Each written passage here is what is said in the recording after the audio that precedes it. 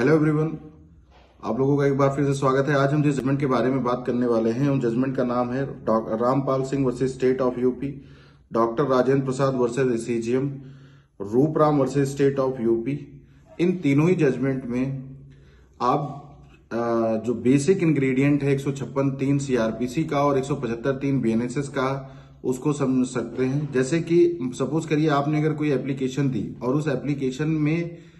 जब मजिस्ट्रेट के सामने आपने उसको पेश करवाई उस एप्लीकेशन को, और उस एप्लीकेशन को पेश कराने के बाद मजिस्ट्रेट को सिर्फ और सिर्फ उस एप्लीकेशन के कंटेंट्स को रीड आउट करना है, और रीड आउट करने पर उस एप्लीकेशन में जो घटना बताई गई है, अगर उस घटना को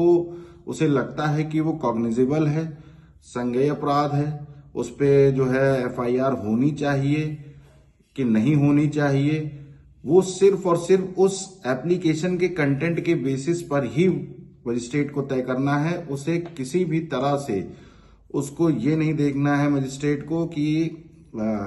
ऐसा कोई साक्ष्य मौके पे मौजूद है या नहीं कि जिससे वो अपराध होने के बारे में उसकी जो है ट्रूथफुलनेस, उसकी सत्यता को प्रमाणित करने के लिए कोई साक्ष्य है या नहीं है।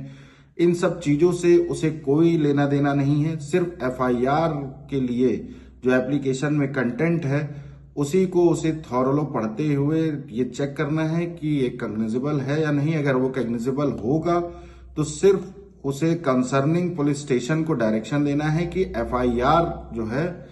आप करिए और इसमें इन्वेस्टिगेशन करिए। उसके बाद पुलिस जब प्रोसीड करेगी और उसमें चार्जशीट फाइल करेगी, जो भी उसमें एविडेंस आते हैं, जो भी उसमें साक्ष्य आते हैं, उस स्टेज पर आने के बाद ही मजिस्ट्रेट उसमें अपना जो है माइंड अप्लाई करेगा कि जो है इसमें जो साक्ष्य हैं वो अपराध कारित करने वाले हैं या नहीं है, या जो भी चीजें किसी भी तरह का इन्फ्रेंस वो उसके रिगार्डिंग देना चाहता है तभी देगा। इनिशियल स्टेज पर 156(3) और 175(3) बीएनएसएस के मजिस्ट्रेट को कोई राइट नहीं है कि वो उसमें कोई भी एविडेंस को जो है एग्जामिन करे या किसी भी तरह का इन्फ्रेंस दे।